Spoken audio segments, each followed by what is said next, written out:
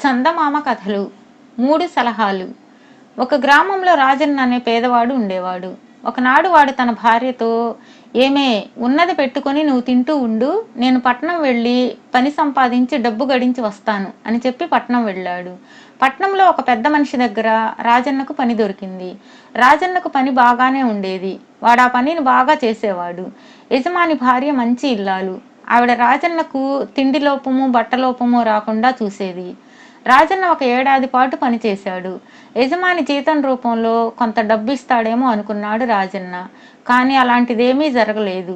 పోనీ పని మానుకొని ఇంటికి వెళ్ళేటప్పుడు రావలసిన డబ్బంతా అడిగి లెక్క కట్టించి ఏకంగా తీసుకుపోదామనుకుని వాడు ఆ విషయం మాట్లాడలేదు. 2 ఏళ్లు గడిచాయి, 3 ఏళ్లు గడిచాయి, 10 ఏళ్లు గడిచాయి, 20 ఏళ్లు గడిచాయి. రాజన్నకు ఇంటిపైన ధ్యాస మళ్ళింది. వాడి యజమాని దగ్గరకు వెళ్ళి, అయ్యా, నేను మా ఊరికి పోతాను, నాకు వచ్చే జీతం ఏదో ఇప్పించండి అని అడిగాడు. యజమాని ముఖం చిట్లించి ఏవో లెక్కలు గుణించినట్లు నటించి, నీకేం వస్తుందిరా, 3 వరహాలు కూడా రాదు, అంతకంటే లక్షలకు విలువైన 3 సలహాలు ఇస్తాను, పట్టుకుపోయి బాగుపడు అని చెప్పాడు. రాజన్నకేమనడానికి పాలుపోలేదు. పనిలో కుదురుకున్నప్పుడే జీతం సంగతి మాట్లాడుకుంటే తనకింత నష్టం కలక్కపోను. అందుచేత వాడు, చిత్తం, అలాగే చెప్పండి అన్నాడు.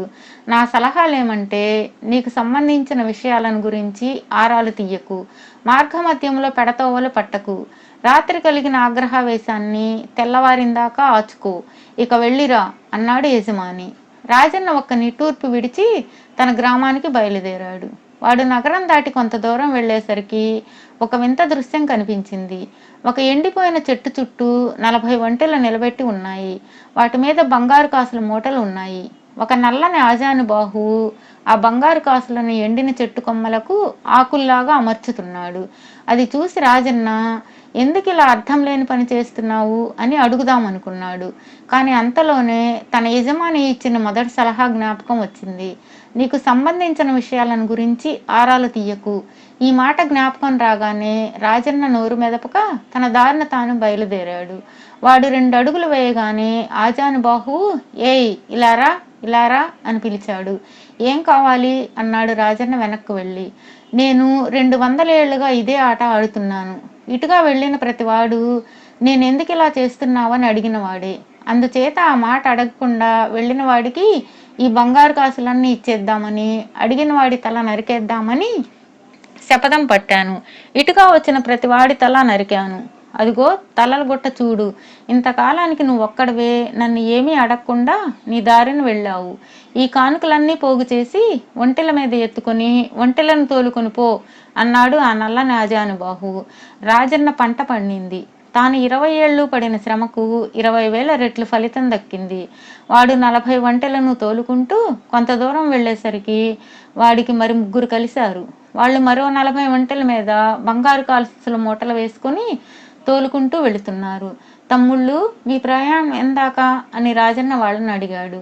రేవుకు పోతున్నాం, అక్కడ ఈ డబ్బుతో సరుకులు కొని తిరిగి వస్తాం అన్నారు వాళ్ళు. కొంత దూరం రాజన్న వాళ్లతో కలిసి ప్రయాణం చేశాడు. తరువాత వారికి ఒక అడ్డదారి తగిలింది. ఈ దారిని వెళితే కళ్ళు దుకాణం ఉన్నది, అక్కడ తాగి దాహం తీర్చుకుందాంరా అన్నారు ఆ 3 రాజన్నతో. రాజన్న సరేనందాం అనుకుంటుండగా వాడికి యజమాని చెప్పిన 2వ సలహా గుర్తుకొచ్చింది. మార్గమధ్యంలో పెడతోవలు పట్టకు అని. యజమాని చెప్పిన మొదటి సలహా బాగా అచ్చి రావడం చేత రాజన్న 2వ సలహాను కూడా పాటించదలిచాడు. వాడు మిగిలిన వాళ్లతో, నేను రానులే, ఇక్కడే మీకోసం ఆగి ఉంటాను, మీరు వెళ్ళిరండి అన్నాడు. అయితే మేము తిరిగి వచ్చేదాకా మా వంటలను కూడా కాస్త చూస్తూ ఉండు అని వాళ్ళు అడ్డదారి వెంటపడి వెళ్ళిపోయారు. కానీ వాళ్ళు కళ్ళు అంగడి చేరే లోపలనే పొదల చాటు నుంచి బంతిబోడి దొంగలు వచ్చి వాళ్ళ మీద పడి వాళ్ళను చంపేసి వాళ్ళ వద్ద ఉన్న కొద్ది బంగారపు కాసులను తీసుకొని పారిపోయారు. వాళ్ళ కోసం ఆగి ఉన్న రాజన్న వద్దకు కళ్ళు దుకాణం మనిషి ఒకడు పరిగెత్తుకుంటూ వచ్చి, మీ స్నేహితులు చచ్చారు అని చెప్పాడు. రాజన్న తన 40 ఒంటెలతో పాటు వాళ్ళ 40 ఒంటెలను కూడా తోలుకుంటూ బయలుదేరి తన గ్రామం చేరాడు. అక్కడ వాడు తన 80 ఒంటెలను ఒక పొలంలో ఉంచి తన ఇంటికి వెళ్ళి తలుపు తట్టాడు.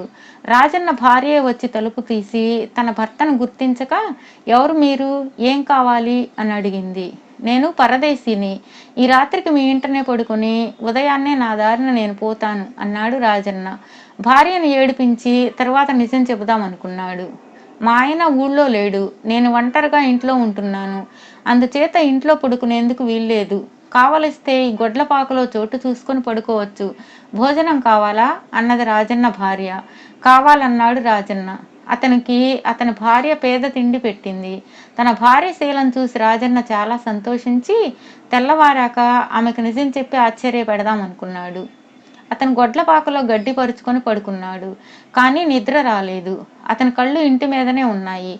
కొంచెం పొద్దుపోయాక మస్క చీకట్లో ఎవడో మనిషి రావడము, స్వతంత్రంగా తలుపు తెరుచుకుని లోపలికి వెళ్ళి తలుపు గడియ పెట్టడము రాజన్న కంటపడింది.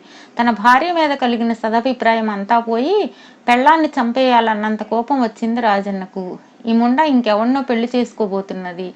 అందుకే నన్ను ఇంట్లో పడుకోనివ్వలేదు. ఆ ఇద్దరు ప్రాణాలు ఇప్పుడే తీస్తాను అనుకుంటూ రాజన్న చివాలున లేచాడు. కానీ అంతలోనే తన యజమాని చెప్పిన మూడో సలహా జ్ఞాపకం వచ్చింది. రాత్రి కలిగిన ఆగ్రహవేశాన్ని తెల్లవారిందాకా దాచుకో. ఇప్పుడు చేసే పని తెల్లవారిన తర్వాత చెయ్యవచ్చుననుకొని రాజన్న మళ్ళీ నడుం వాల్చాడు. తెల్లవారింది. రాజన్న ఇంటి వాకిలి తెరుచుకున్నది. ఒక యువకుడు వాడు వెనకగా రాజన్న భార్య వచ్చారు. యువకుడు వెనక్కి తిరిగి, వంట భయం వద్దులే అమ్మా, పొలం నుంచి చిక్కుళ్ళు తెస్తాను. మనం తిని ఆ పరదేశికి కూడా కడుపు నిండా తిండి పెడదాం అన్నాడు. ఆ కుర్రవాడు రాజన్న వెళ్లే నాటికి తల్లి గర్భంలో ఉన్నాడు. వాడు తన కొడుకేనని తెలియగానే రాజన్నకు ఆనందంతో చాలా సంతోషం వచ్చింది. వాడు గొడ్లపాకలో నుంచి పరిగెత్తుకుంటూ వచ్చి తన కొడుకును కౌగిలించుకుని, చిక్కుళ్ళేమిట్రా పిచ్చివాడా, మనకు 80 వంటల బంగారం ఉన్నది. మంచి మంచి కూరలు నారలు కొనుక్కురా. ఇక మనం అర్థాకలుగా తిననవసరం లేదు అన్నాడు. ఆ పరదేశి తమవాడేనని, 20 ఏళ్లకు అతను లక్షాధికారి అయి తిరిగి వచ్చాడని తెలిసి రాజన్న భార్య కొడుకు పట్టరాని ఆనందంతో ఉన్నారు.